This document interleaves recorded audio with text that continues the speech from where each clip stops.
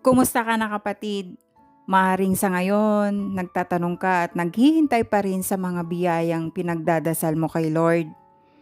Yung bang feeling mo, ang tagal-tagal mo nang naghihintay pero wala pa rin. Mahirap talaga yan. Yung nagdadasal ka na, naghihintay ka na, tapos parang wala pa rin.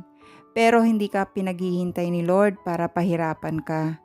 Ito ang ilang dahilan kung bakit ka pinaghihintay niya. Una, kasi inihahanda ka pa niya. Minsan yung hinihingi mo ngayon, hindi mo pa kayang dalhin. Parang gusto mo ng anak, pero hindi ka pa handa maging magulang.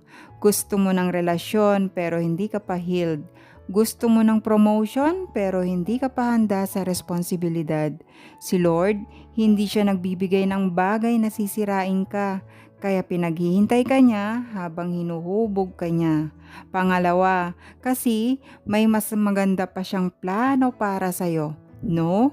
At not yet ni Lord, minsan yun yung proteksyon niya. Yung isasagot niya sa'yo, mas higit pa sa ini-imagine mo.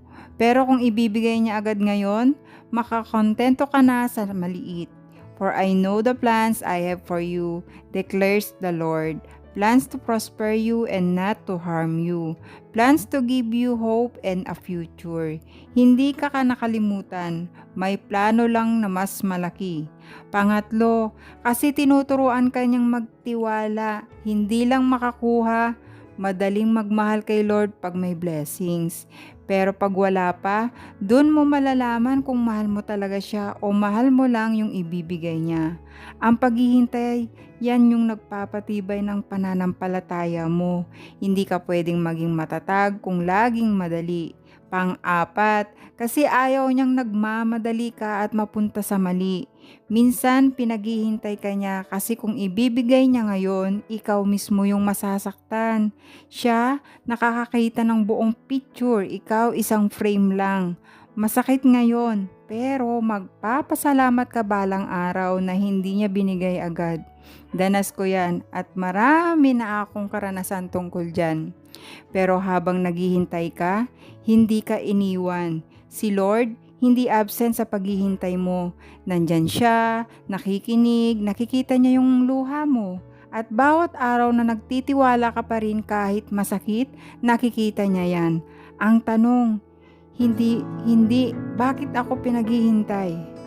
Ang tanong, anong gusto mong ituro sa akin habang naghihintay ako, Lord? Kasi minsan, hindi yung sagot ang babaguhin niya. Ikaw ang babaguhin niya para kayanin mo yung sagot. Huwag mong sabihin na pinabayaan ako. Sabihin mo na lang, hindi pa. Kasi ang hindi pa ni Lord mas maganda kaysa sa oo ng tao na magpapahamak sa'yo. Ano ba yung hinihintay mo ngayon? Kwento mo sa akin. Hindi mo kailangang dalhin yan mag-isa. Basta ang may papangako ko lang, pag ipinagkaloob mo lahat kay Lord ang iyong mga plano at pangarap, walang imposible. Kaya, thank you Lord palagi.